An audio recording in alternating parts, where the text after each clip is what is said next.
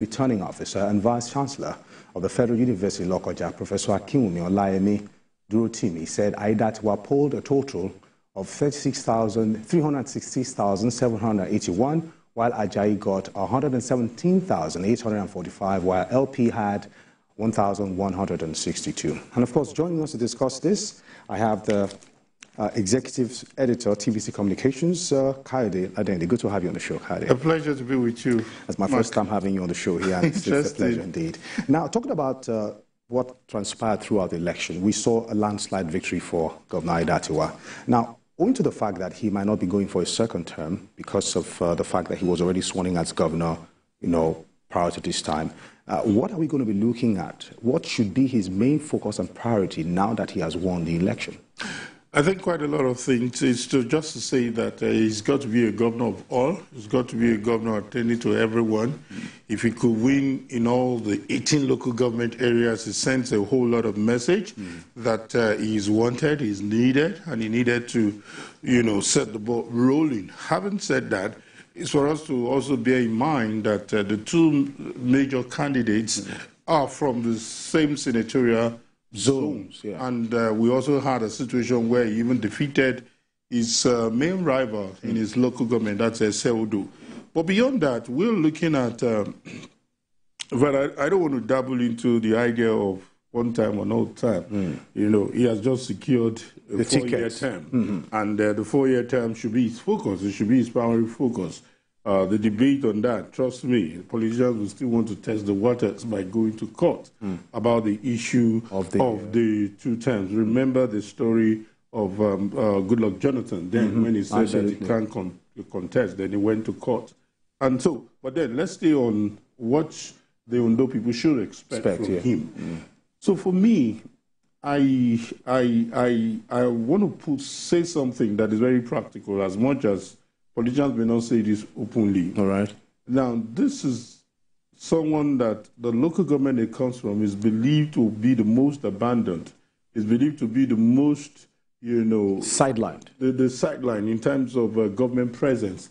And it's not far-fetched, not out of wickedness. It's born out of the fact that there is more to be done when it comes to infrastructural development. These are riverine areas.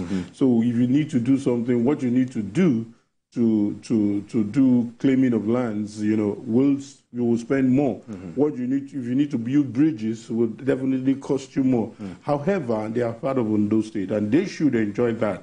And for the fact that the people also believe in rotational governorship positions, it means that development should be prioritized in these areas. That's what I mean, that as a governor, I might tell you, no, it's going to be equal attention. True. But I think the people of Ondo State, every resident in Ondo State understands this reality. So he needs to prioritize them. He needs to give them real semblance of governance presence. He shouldn't be carried away. We have talked about wastage in governance. This is the time to live to that reality. Let's give attention to these people. I recall one of the governors, now a former governor, Akeredolu, one of those times when people were accusing him of not appearing at the debate. And he said, what is the essence of appearing in a debate when the people that will watch the debate don't have access to electricity and they can't even watch what you're saying, that they would rather go there and talk to them rather than being on the debate. It sounds very ridiculous, it sounds very funny, but if you look at it deeply, he sends a message that you don't just go to them during an election, you need to be with them in the time when you are in power.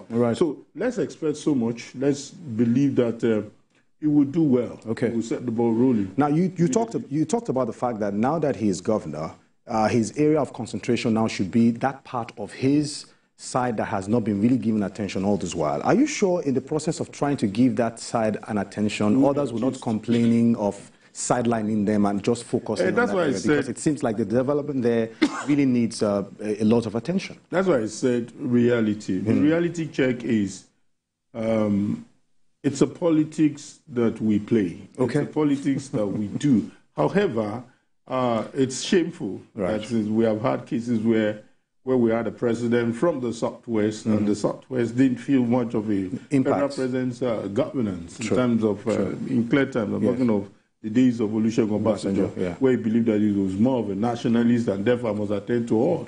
And we also had the likes of Jonathan, who was so much loved by his people. And Port Harcourt Airport was the worst international airport in Nigeria, you know, under his government. So we've had people who are so carried away when they get into government and forget their primary constituency. So I'm just saying that they need to give them much more attention. Okay. All right, we have Ibrahim Alega, senior reporter covering the Ondo State governorship election. Ibrahim Alega, good to have you on the show this evening. How are you doing?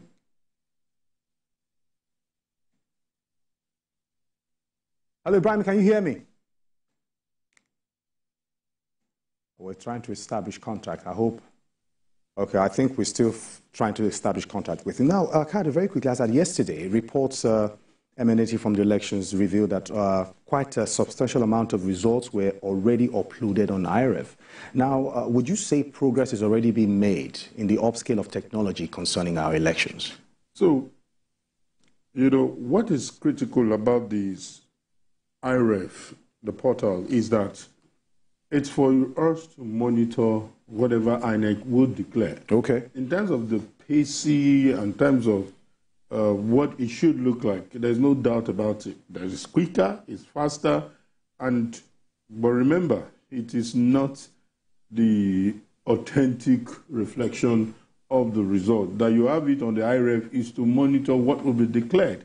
As much as it is foolproof, as much as it's not been tampered with, as much as it can be said that this is uploaded by INEC officials at various polling units, that's fine.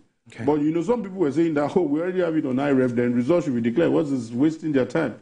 There is a manual process. There is a part where this result would have to be moved to the State Coalition Center because these are being uploaded almost in real time, 2:30, 3 p.m. on the day of election. These ones are pushing the result. But when we are dealing with what will be collated together, because at the polling unit, it will go to the ward level. From the ward level, we go to the local government level, where they will collate the results together and calculate it together. After then, they will now move the result to the State Coalition Center before they can say this is the authentic result. So the IREV is meant to be a check. It's meant to be, okay, this is what we have. It shouldn't contradict. Okay. Because that's where some Nigerians are missing it. They do not understand that some of these things can be, you need to verify the particular portal you're dealing with. Otherwise, you might just be raising false alarm. All right. I think we're still, we've got some very, you know, reprieve with establishing contact with Ibrahim. Ibrahim Alega, can you hear us now? Hello, Ibrahim. Can you hear us? Okay, I think we're still battling with trying to establish contact right there. Now, you have said quite enough with this IREV of the development. Now, people have been saying INEC should do better after every elections. Now, with the progress being made so far, with every elections we've been having, do you think INEC is heading towards the right direction? From every elections, what have you noticed? Has there been any significant improvement with how they have been able to conduct the elections with less errors and what have you? You see, for me, I think I've been covering INEC since, as a journalist, I've been covering politics before I became an editor. So technically, when I hear people doing all kinds of things about INEC, you know, some of us who have the privilege of sitting down with them to do a post-mortem. Okay. You know, I'll give you an example. Many of our presenters, I wonder why you're not there. Maybe I should say it on TV. You should be invited the next time. You know, INEC sat with our presenters and they gave them so many information that probably they do not know before then. And some of them were shocked. Wow. They were like, wow, we never knew this. So what I'm saying is, for me, INEC is improving day by day. What is sad is that this may not be a litmus test for INEC, because as far as we are concerned, we predicted this, we knew this was not going to be a contest. Okay. As far as we are concerned, you can see their agents not disagreeing with the outcome of the result. Because in elections, some people don't know this. It is not any form of inducement. When you are dealing with the election, your agents must be paid. Okay. Your agents must be mobilized. That's what they call mobilization. So if you have an agent who is probably not mobilized. I haven't said that Agbola did not pay them, but you need to mobilize them, you need to campaign, you need to go around the state to say that, we are ready for this election, ensure that you do not allow foul practices from the opponent. These are things that marks you as being prepared for election. So, but when you just feel that you don't want to face the media, you don't want to talk to people, we hardly see the candidate of the major opposition, whom I considered as having a great chance. I remember that this was a man who stood his ground when he was having issues with the former governor, that, hey, excuse me, I have the right to contest to being a governor, and was impeached. In my view, that was unlawfully impeached. And so many things happened. He stood his ground. I think he wasn't even impeached. He was able to stop the governor from getting him impeached. So this guy has given us a sense. I'm talking about Ajayi Agbola. But then, at the end of the day, I guess, because of the issues surrounding Aiyedatiwa, everybody wanted him, and this, he just felt, let me not waste my time. Would you also say the power of the incumbent also played some kind of a advantageous role that cannot be dismissed, but we've seen incumbents being defeated. We've seen it time and time again. And if you're popular and if you're strong, you will defeat the incumbent. Even if the incumbent has his way during the day of election, you have your day at the tribunal. Mimiko, lost out, to the incumbent on the day of election. He went to court and he got his victory later on. So if you have done well, if you've done your homework, you will get back. However, it doesn't mean that the PDP cannot approach the tribunal, but I do not think it stands a chance. Well, you said quite a lot, and that cannot take away the experience you've had over time with elections back and forth. Now, let's focus on security a bit now. There have been arguments about, I think I just got words now that Ibrahim has finally been established. Ibrahim Alega, how are you doing this evening? Yeah, I'm fine. It's been some days of hard work, but thank God it's all over now. The election is done and dusted. It's been lost and won. So the people of Ondo State are now looking forward to the governor to deliver on his mandate. Okay, just give us a rundown of what's happening at the moment. What's the atmosphere like in Ondo State currently? Everything is cool. People are going about their normal activities. In the morning, everybody stays glued to their television stations to, hear the results of the announcement of the results of the election. And also at the government house in Akure, a lot of APC governors were there, led by the progressive governor, the APC national chairman, the chairman of the Nigerian Governors Forum, and of course so many governors who are, at the government house to celebrate with the governor, and also in and around the state capital in Akure. So many people are jubilating, celebrating the victory of the governor, and because this victory is actually a resounding one, he won in all the local governments, and apart from that, the margin is very, very wide. Like ×3 of the. Do I call him the nearest contestant now? The person that came second, is like ×3 of his results. So it's an overwhelming victory for the governor. And of course, people are looking forward to the governor to deliver on his mandate. And of course, we spoke with some of the residents of the state who said that they are now expecting the governor to work more on the development of Ondo State. He has been in the saddle for the past 10 months. And now he has another mandate of 4 years. So they expect him to deliver, to the state.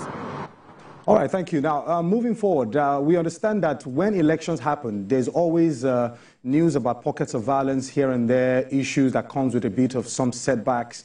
From your observation with how the election was conducted, how would you describe the atmosphere when it comes to issues of violence, areas of chaos, and what have you? Do you have, a feeling of relief, at least from previous elections you've been covering? How is this different? Yes, it's been so far so good, in Ondo State. You recall that if you go by history, you talked about Operation Wete in the old Western region. This happened, started from Ondo State then. But today, in this particular election, you can hardly recall, any incidents of violence. Everything went on smoothly. The security was top-notch. And INEC also did exemplarily well because the materials got to the polling units on time. So there was no room for agitation, so to say. For security, just like as you asked, everything went on smoothly, except for one particular local government that there was some sort of skirmishes, but that did not in any way affect the election. So everything went on smoothly. The security was fantastic. But the only thing, again, is that the turnout of people, not that too impressive. When you look at the statistics in 2012, those that voted were just 39%. In 2016, 35%. 4 years ago, 30%. This time around, from what we were able to gather, just less than 30%. We are talking about 28.9%. Voters, came out. More than 2 million people registered for this particular election. 1.75 million collected their PVC, but only 508,000 plus, came out to vote in this election. So representing less than 30% of the number of registered voters. All right, well, Ibrahim, thank you very much. We are actually indeed pressed for time, but we do appreciate everything you've been doing so far on ground, and you look quite stressed. I think it's time to go and take a breather and relax a bit. Thank you very much. Now, Kade, he talked about the turnout of those who collected PVCs and those who came out to vote. So we're looking at still voter apathy still playing a gigantic role in most of our elections. What do you say is the reason why people just still hold back on elections? Apart from the fact that we're not doing well as a people in terms of our turnout when it comes to election, I think the clear indicator for this particular election is the fact that people felt it wasn't a contest. Even in the media, we tried to monitor the views on YouTube, and it was quite lower than what we had in Edo State. When there's a stiff contest, there was more interest. People want to outrun. But when you feel it's going to be a one-sided vote, you're likely to be, you might just feel, oh, there's no need to add my vote to what is already secured. But it's about culture. We shouldn't encourage it. Let your vote count. It's a sign to say that you are part of this process. Whether your candidate wins or not, it's just to say that, hey, I have a right to talk about what is happening. All right, thank you very much. Now we go on a quick break. Newsweek continues in a moment. Please do stay with us.